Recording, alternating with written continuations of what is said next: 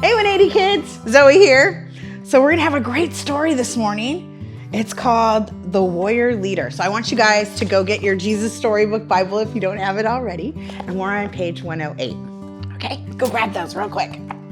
So I want you guys to know that already the Israelites have been hanging out with Moses in the desert.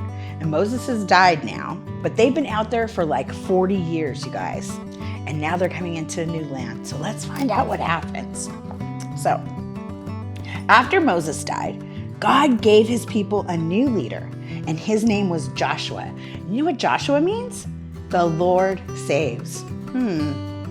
Joshua was going to lead God's people into the special land God had promised to give them.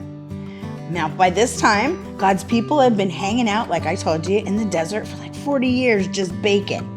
So you can imagine how sick of sand and anything yellow and tense and dirt and walking and being hot. And now how happy they were to reach the edge of the desert and to see their beautiful new home. Right there in front of them, all cool and green and lovely, there was only one problem. And that problem was Jericho. So Jericho was a city, but it wasn't just any old city. It was a fortress, like a castle. And it stopped anyone from getting into the land.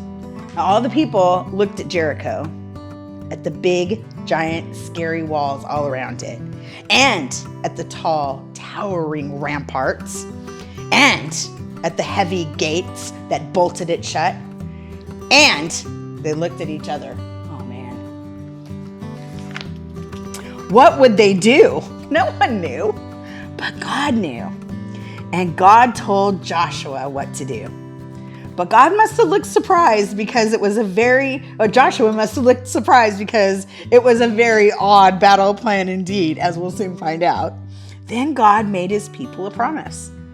I will always be with you, and I will never, ever leave you. If you do what I say, your lives in the new land will be happy and everything will go well. So Joshua gathered his army together, and they had their swords and spears and shields. They were ready to fight. But the plan wasn't about fighting. It was about trusting and doing what God said. Sounds just like God, doesn't it? Joshua's army went marching around the city day after day. They're too scared to fight, the people in Jericho said, but they were wrong. God's people weren't scared. They were waiting for God to tell them what to do next. On the seventh day, God told his people to march around the city, not once, but 7 times. Then God told everyone to make such a noise, as much noise as they could. Has anyone ever told you to make as much noise as you possibly can? Probably not. Well, imagine that noise had 39,999 other people making that noise too. And you get the idea. It was ear-splitting. And as it turned out, stone-splitting too, because the huge, strong walls of Jericho just crumbled to the ground as if they were made of sand. Jericho vanished in a great cloud of dust. So it was that God's people entered their new home, and they didn't have to fight to get in. They only had to walk. Just like they've done out in the desert, huh? Joshua said, God has brought you safely here. Now will you do what he says? And everyone said, we promise. Only God can make your heart happy, Joshua said. So don't pray to pretend gods. No, they said, never. I'm afraid they didn't keep their promise. They didn't do what God said, and many years later, just as God had warned them, things would go badly for God's people.